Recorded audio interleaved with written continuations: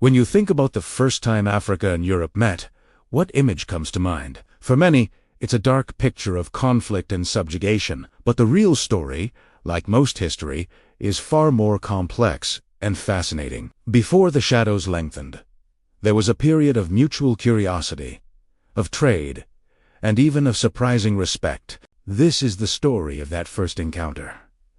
A time when two worlds collided, not just with force, but with wonder. Let's travel back to the 15th century. The age of discovery is in full swing, and Portuguese caravels, marvels of maritime engineering, are cautiously inching their way down the West African coast. Their mission, to bypass the overland trade routes controlled by their rivals and tap directly into the legendary wealth of Africa, the gold, the ivory, the spices. Imagine being a villager on the Senegalese coast and seeing these strange, towering ships appear on the horizon for the first time.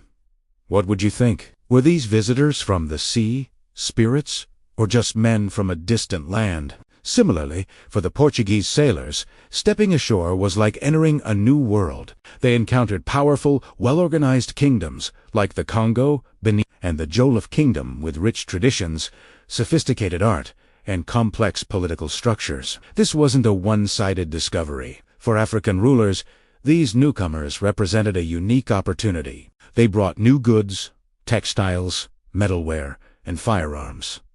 This wasn't a primitive barter system. African leaders were shrewd negotiators. They controlled the terms of trade, demanded respect, and saw the Europeans as just one more group to do business with, alongside the Transsaharan traders they had known for centuries. In the Kingdom of Congo, for instance, the encounter was initially one of diplomatic equals. The Mahoni Kanga, the king, saw an alliance with Portugal as a way to modernize his state and consolidate his power. He and his court voluntarily converted to Christianity, not as a sign of submission, but as a strategic political and cultural choice. Congolese nobles sent their sons to be educated in Lisbon. For a brief, shining moment, it seemed like a partnership of mutual benefit could flourish. Ambassadors were exchanged, letters were written between kings, and a unique Afro-European culture began to blossom in the heart of Africa.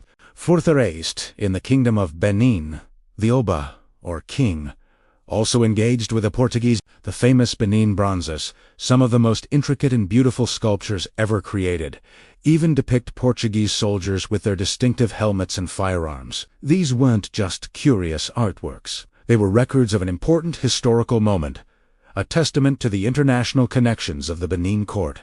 The Oba controlled trade with a firm hand, and the Portuguese had to play by his rules if they wanted access to Benin's coveted pepper and ivory. But even in these early days, there were ominous signs. The European desire for wealth was insatiable. While gold and ivory were profitable, the Portuguese quickly realized there was another, far more lucrative commodity: people. Initially, they participated in existing African slave trading networks, purchasing captives of war. But the demand from newly established sugar plantations on islands like Snowtome began to grow exponentially. This is where the relationship began to sour. The demand for enslaved people started to destabilize the very kingdoms the Europeans had been trading with. Some African leaders resisted. Queen Zinga of Indango and Matamba, in what is now Angola, is a legendary example. For decades, she skillfully used diplomacy, strategic alliances, and guerrilla warfare to fight back against Portuguese encroachment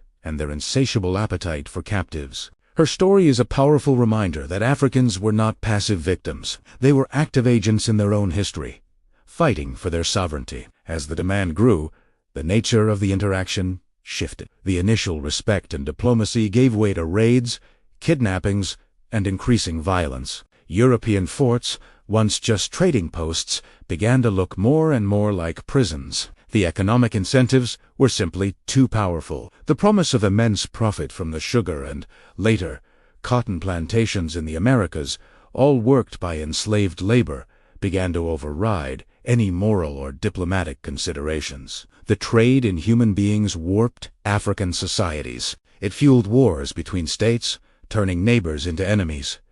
Communities were torn apart. The focus shifted from trading goods to capturing people, creating a cycle of violence that would scar the continent for centuries. The trust that had been tentatively built in those first decades was shattered. So, the first encounter wasn't a single event, but a gradual, complex process. It began with a degree of mutual curiosity and respect, with trade and diplomacy between powerful states. But it carried within it the seeds of its own destruction. The immense economic engine of the plantation economy, fueled by an almost limitless demand for labor, transformed a relationship of potential partnership into one of predatory exploitation. Understanding this early period is crucial. It shows us that the tragic history of the transatlantic slave trade was not inevitable. It was the result of specific choices, driven by greed and a profound dehumanization that turned people into property. It reminds us that before the world was violently reordered by slavery and colonialism, there was a time when Africa and Europe met on more equal terms,